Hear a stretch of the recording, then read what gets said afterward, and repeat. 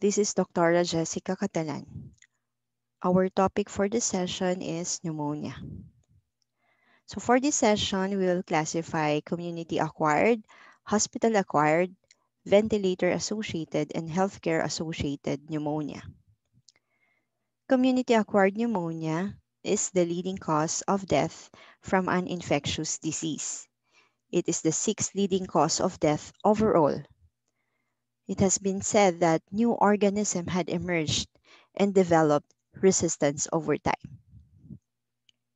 So here is a table of the risk factors for pathogens resistant to the usual therapy for community-acquired pneumonia. So under multi-drug resistant gram-negative bacteria and MRSA, hospitalization of more than or equal to 2 days in the previous 90 days, the use of antibiotic, immunosuppression, non-ambulatory status, the presence or provision of tube feedings, the presence of gastric acid suppression, and conditions such as severe COPD or bronchiectasis, it predisposes one to develop resistance. In nosocomial MRSA, so again, you have hospitalization and the use of antibiotic. So patients who are on chronic or maintenance hemodialysis in the previous 30 days. A documented prior MRSA colonization, the presence of congestive heart failure, and also gastric acid suppression. In the community, community-acquired MRSA, there is presence of cavitary infiltrate or necrosis with gross or frank hemoptysis, neutropenia, presence of rash, concurrent influenza in a young previously healthy status. And usually, it occurs during the summer months. So what is the pathophysiology in pneumonia? So microorganisms gain access to the lower respiratory tract in several ways. So the most common is aspiration, so from the oropharynx. So small volume aspiration occurs frequently during sleep, so especially among the elderly, and in patients with decreased levels of consciousness. So those who are chronically bedridden, stroke patients, neurologic patients. Rarely, it can be acquired through a hematogenous spread, so from tricuspid endocarditis, and also from a contiguous extension from an infected pleura or mediastinal space. So what are the mechanical factors for host defense? So what are the defenses? So the first line would be the hairs and turbinates of the nares. So these can capture larger inhaled particles before they reach the lower respiratory tract. Also, the branching architecture of the tracheobronchial tree traps microbes on the airway lining. The presence of gag and cough reflex, may expel other larger particles. And of course, the normal flora adhering to the mucosal cells of the oropharynx prevents pathogenic bacteria from binding. Macrophage, engulf the pathogen and is eliminated via the mucociliary elevator or lymphatics. So this one initiates the inflammatory response to combat lower respiratory tract infection. Okay, because they release inflammatory mediators and produce the symptom of fever. So chemokines, especially the interleukin 8 and GCSF, stimulate the release of neutrophils and also alveolar capillary leak. So this one you can see as diffuse infiltrate in the radiograph or chest radiograph. Okay, and on auscultation, this may present as RALS. Okay, so when there is alveolar filling or flooding, okay, this may lead to hypoxemia. What are the phases in pneumonia? So you have four phases. edema, red hepatization phase, gray hepatization phase, and resolution. So edema, which is the first phase, is the presence of a proteinaceous exudate and often of bacteria in the alveoli. So it is rarely evident in clinical or autopsy specimen because of the rapid transition. Okay, to red hepatization phase. So this one, there's already the presence of erythrocytes in the cellular intraalveolar exudate. Okay, there will be influx of neutrophils. Okay, and bacteria are occasionally seen in pathologic specimen. Then enter the gray hepatization. So no new erythrocytes are extravasating. Still, neutrophil is the predominant cell, but fibrin deposition is abundant at this time. Okay, and successful containment of the infection and eventual improvement in gas exchange occurred during this phase. During the resolution phase, macrophage now will be the dominant cell, okay, in the alveolar space. The neutrophils, bacteria, and fibrin has been cleared. So here is a list of the microbial causes of community-acquired pneumonia by site of care. So it is classified according to outpatient, hospitalized patient as to non-ICU or ward or ICU admission. So for outpatient, the most common is strep pneumonia, Mycoplasma haemophilus influenza, C pneumonia, and respiratory viruses. For non-ICU, still you have strep pneumonia, Mycoplasma pneumonia, Chlamydia pneumonia, H. influenza. So additional would be Legionella species and respiratory viruses. Once in the ICU admission, the possible microbial causes are, so again, you have strep pneumonia. So now, there's additional Staph aureus, Legionella species, gram-negative bacilla, H. influenza, and respiratory viruses. So remember that strep pneumonia is the most common etiologic agent for pneumonia. So you have the typical bacterial pathogen. So as mentioned earlier, you have strep pneumonia, Haemophilus influenza, SRUs, and gram-negative bacilli such as Klebsiella pneumonia and Pseudomonas aeruginosa are typical bacterial pathogens. Whereas the atypical organisms, you have Mycoplasma pneumonia, Chlamydia, Legionella, respiratory viruses, such as the following, are atypical pathogens. Remember that 10 to 15% of cases, the cause is polymicrobial, meaning it's a combination of typical and atypical pathogen. You can also have pneumonia from anaerobes. Okay, so this is secondary to aspiration. And the major risk factor is a possible unprotected airway. So those who have an alcohol binge the previous night, drug overdose, and with seizure disorder. And those who have gingivitis or oral problems. Another etiologic agent is Staph aureus and MRSA, which can cause a necrotizing pneumonia. So again, here's another table showing you the epidemiologic factors suggesting possible causes of community-acquired pneumonia. So as you can see, there is alcoholism, okay, and the most possible pathogen are the following. So strep pneumonia, so we've discussed earlier, anaerobes, Klebsiella pneumonia, Acinetobacter, and Mycobacterium tuberculosis. So for COPD, you have Pseudomonas, Moraxella catarrhalis, and Chlamydia pneumonia.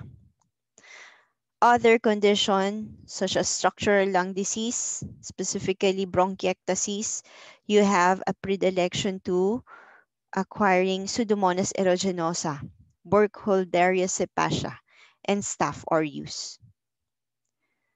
So patients who have dementia, stroke, decreased level of consciousness. So again, you have the anaerobes and gram-negative enteric bacteria, okay, because of the risk of aspiration. Lung abscess. So again, you have oral anaerobes and other atypical. So travel to Ohio or St. Lawrence River Valley, that's histoplasma. Okay, others, so travel to Southeast Asia. So Burkholderia pseudomallei or avian influenza virus and others. So what are the risk factors for community-acquired pneumonia? So number one would be alcoholism, asthma as a comorbid condition, immunosuppression, so patients who are on chemotherapy, institutionalization, okay, and an age of more than or greater than 70 years old. How about risk factors for pneumococcal pneumonia? So as discussed previously, so dementia, seizure disorders, heart failure, cerebrovascular disease, again, alcoholism, tobacco smoking, chronic obstructive pulmonary disease, and HIV infection. And community-acquired MRSA, pneumonia, so patients with skin colonization or infection with community-acquired MRSA. How about Enterobacteriaceae? So patients who are hospitalized recently and received antibiotic therapy with the following comorbidities, so alcoholism, heart failure, or renal failure.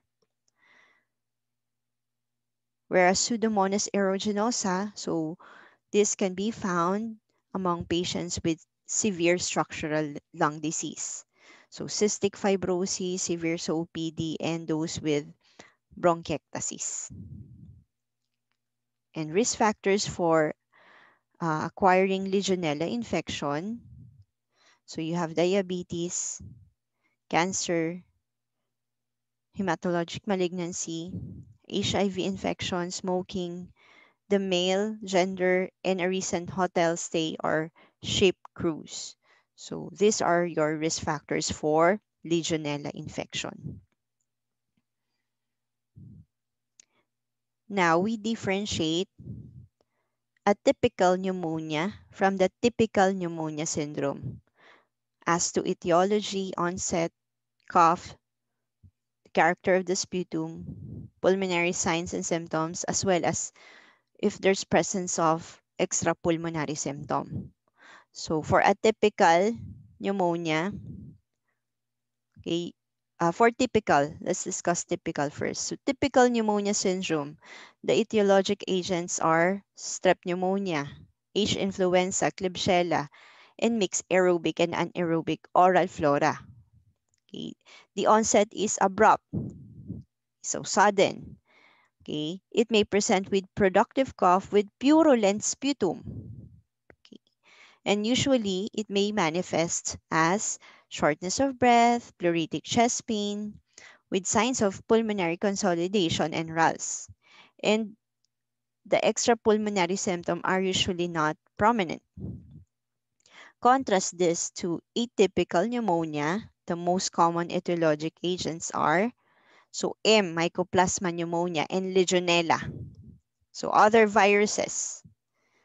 The onset is gradual, okay, and the character of cough is usually dry with scanty sputum, okay, and maybe the only pulmonary symptom is shortness of breath. More prominent are the extrapulmonary symptoms such as headache, myalgia, fatigue, nausea, vomiting, and diarrhea. Okay, so that's for atypical versus atypical typical pneumonia syndrome. So what are the common clinical manifestations of community-acquired pneumonia? So symptoms vary, no? So patient may present with fever, okay, tachycardic, with history of chills and sweat. Cough may be non-productive to productive. They may have gross hemoptysis, which is suggestive of a community-acquired MRSA pneumonia. Patients may present with pleuritic chest pain, also with gastrointestinal symptoms, so nausea, vomiting, diarrhea, and other non-specific symptoms. So fatigue, headache, myalgias, arthralgias. And on physical examination, okay, you may see an increased respiratory rate.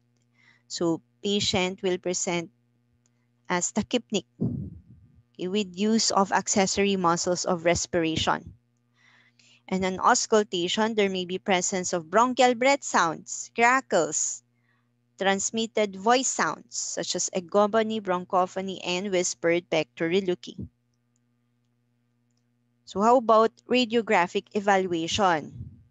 So is it necessary? So yes, it is necessary to establish the presence of pneumonia. However, the sensitivity of chest radiograph is decreased among the following conditions. So patients with emphysema, bulla, or structural abnormalities of the lung, among obese patients, so those who have very early infection, severe dehydration, or profound granulocytopenia. So here is an example of an image of pneumonia. So there is a new parenchymal infiltrate. So this one confirms the diagnosis. The location may suggest the etiology, and the physician should assess the severity and prognosticate. So typical pneumonia, the finding in chest x-ray is the presence of air bronchogram and a lobar or segmental pattern. For atypical pneumonias, in chest radiograph, you will appreciate a mixed pattern. It can be alveolar and interstitial pattern of disease. For pneumonia complicating aspiration, secondary from anaerobic colonization, okay, most often involved part is the superior segment of the right lower lobe. So superior right lower lobe or posterior segment of the right upper lobe or both. So as well as the corresponding segments on the other side, on the left. So infection from hematogenous seeding often appear as multiple rounded shadows, sometimes with cavities in the greatest distribution of blood flow. So how do we know the etiologic agent? So of course, we request for a sputum gram stain and culture. So an adequate sputum sample is the presence of more than 25 neutrophils and less than 10 squamous epithelial cells per low power field. Okay, to alert the physician of unsuspected and or resistant pathogen, and of course to permit appropriate modification of therapy. So remember, when you request the sputum gram stain and culture, the result will come out after maybe 3 to 4 days. So at least by that time, you already know the pathogen. Okay, you can modify the treatment. Blood cultures, so only 5 to 14% of cultures are positive.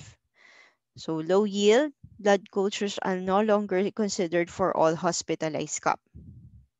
So how about urinary antigen test? So this one test for Legionella pneumophila. Okay, both tests can detect antigen even after the initiation of appropriate antibiotic therapy. PCR So this one amplify a microorganism's DNA or RNA. Serology, a fourfold rise in the specific IgM antibody titer.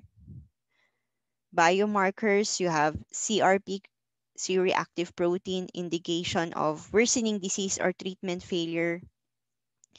Procalcitonin, okay, distinguishes bacterial from viral infection and determining the need for antibacterial therapy and deciding when to discontinue the treatment. So these are your biomarkers for infection. So PCR, we use this one uh, nowadays, no, to detect SARS-CoV-2 infection. Also the serology, so rapid antibody testing for SARS-CoV-2 pneumonia. So once the diagnosis of pneumonia has been made, the physician or clinician must decide whether the patient can be managed in the outpatient setting. So the second key decision is selection of the initial antimicrobial therapy. So usually you use a broad spectrum antibiotic as an empiric treatment. Also, you can use the severity index. So pneumonia severity index or curve 65. So this is the PSI. So it uses the variables of demographics, presence of comorbid condition, physical examination findings, so altered mental status, respiratory rate, systolic blood pressure, temperature, and pulse rate. So my points, okay, as well as the laboratory findings. Okay, of course, the higher the score, the higher the severity is. So patients who have a PSI score of 70 or less, okay, class 1 or class 2 lang. So attributable risk of death within 30 days of less than 1%, so low risk. So outpatient treatment is recommended. So for class 3, those with PSI score of 71 to 90, the 30-day mortality rate is up to 2.8%. Okay, and this group of patients may benefit from brief hospitalization. And for class 4 patients, so PSI score of 91 to 130, the 30-day risk of death is around 8.2 to 9.3. Hence, hospital care is appropriate. And of course, those who have higher risk, so a PSI score of more than 130, that's under class 5, the 30-day risk of death is 27% to 31.1%. And hospitalization is appropriate. How about if we use the curve 65? So curve 65 means confusion. So any degree of confusion. Urea levels of more than 7 millimoles per liter. Patient is tachypnic, so that's respiratory rate. Any derangement in the blood pressure. And of course, the age of 65 years. So for a score of 0, 1.5% mortality in 30 days. So you can treat that as outpatient. Okay. For 2, 9.2% mortality rate treated in the hospital. And for 3, there is 22% mortality rate. Okay. So they have to be treated in the ICU. Okay, so this one is the ATS, American Thoracic Society criteria for admission of patients with community-acquired pneumonia to an intensive care unit. So again, you have the following minor criteria. So respiratory rate, a decreased level of your PF ratio, multi-lobar, so multi-involvement on radiographic picture. So confusion or disorientation, uremia, leukopenia, thrombocytopenia, hypothermia, Okay. And of course, hypotension requiring aggressive fluid resuscitation. So whenever you have a major criteria such as invasive mechanical ventilation and the presence of vasopressors in your patient, okay, you have to admit to intensive care unit. How do you know? Okay, the early indices for early deterioration in community acquired pneumonia. So the presence of multilobar infiltrates. When you identify severe hypoxemia, severe acidosis, okay, those who have decreased level of consciousness, severe tachypnea, and of course, laboratory derangement. So low in albumin, neutropenic, thrombocytopenic, low levels of sodium, as well as low levels of blood sugar. Okay, so these are your risk factors for early deterioration.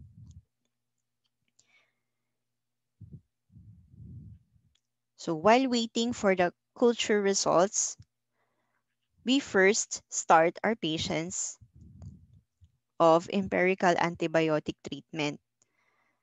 So we also have the guide.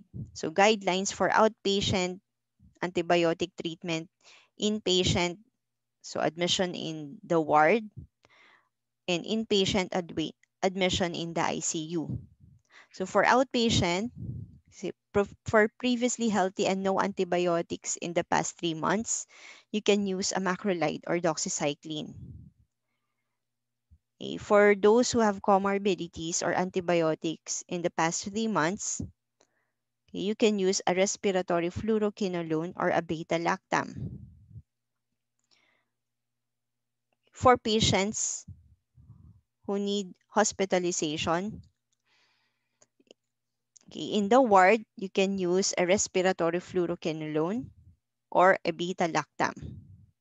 So you give through intravenous. Okay. Whereas for patients in ICU admission, okay, you can give the following. So a beta-lactam plus either azithromycin or a fluoroquinolone.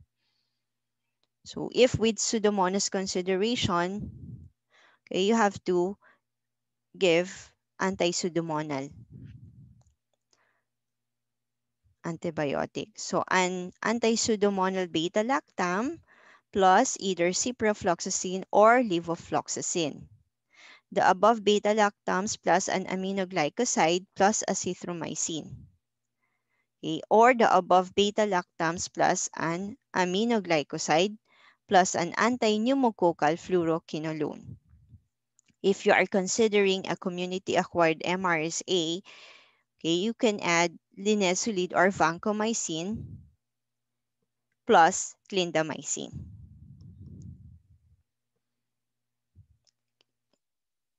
So the latest community-acquired pneumonia guidelines 2010 update categorizes CAP as to low risk, moderate risk, and high risk.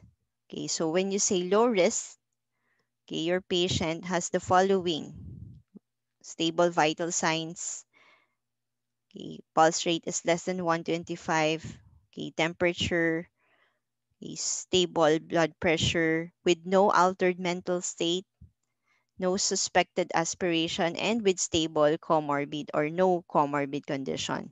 On X-ray, you only have localized infiltrates. When you say moderate risk, okay, there's already instability of your vital signs with altered mental state of acute onset. You may have a suspected aspiration or a decompensated comorbid condition. And on chest radiograph, there are presence of multilobar infiltrates. There may be pleural effusion or abscess. In high-risk CAP, any of the criteria under moderate risk plus severe sepsis and septic shock, or if the patient needs mechanical ventilatory support. Okay, so remember this categorization. So low risk, moderate risk, and high risk. So here's an easier approach for risk stratification among immunocompetent patient. So for community-acquired pneumonia, again, does the patient have any of the following? So you answer that. If none, okay, he or she is classified as low risk, so outpatient treatment. If yes, any of the following: severe sepsis, septic shock, need for mechanical ventilator. So yes, okay, you classify as high risk. But if no, just moderate risk. Okay, you can admit him to a regular room. So here are the empiric antimicrobial therapy for CAP. Okay, so again, you have the low risk category. These are your potential pathogen. So remember, strep pneumonia is the most common, H. influenza, Chlamydophila pneumonia, Mycoplasma, Moraxella, and enteric gram-negative. So without comorbid illness, you may give the following. So amoxicillin, extended macrolide, or those with stable comorbid illness, you can have this treatment regimen. For moderate risk, okay, additional pathogen are Legionella and anaerobes. Okay, and you have the following treatment regimen. So usually when you admit, you give intravenous antimicrobial. And if your patient has a high risk CAP, again, additional is Staphylococcus aureus and Pseudomonas aeruginosa. So now you classify as patients with no risk for Pseudomonas. Here are your options. And patients who have risk for Pseudomonas aeruginosa. So the following are your options. Or if you are suspecting an MRSA pneumonia, you should add vancomycin or linezolid or clindamycin to the regimen. Okay, so what about duration of therapy? Okay, so most bacterial pneumonias except gram-negative and gram-negative pathogen, so SRUs and P. aeruginosa,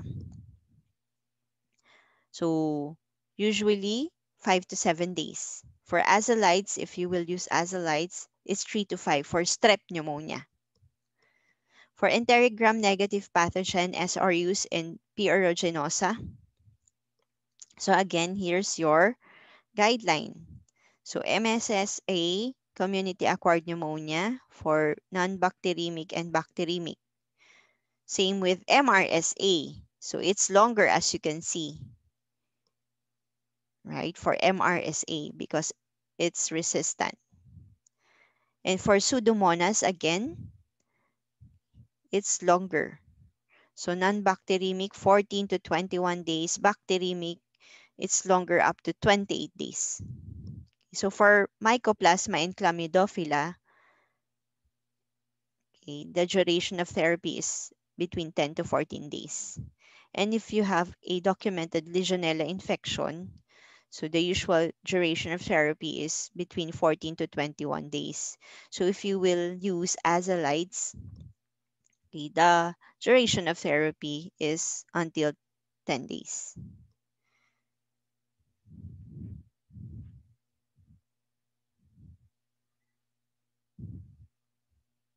So ventilator-associated pneumonia will be discussed on part 2.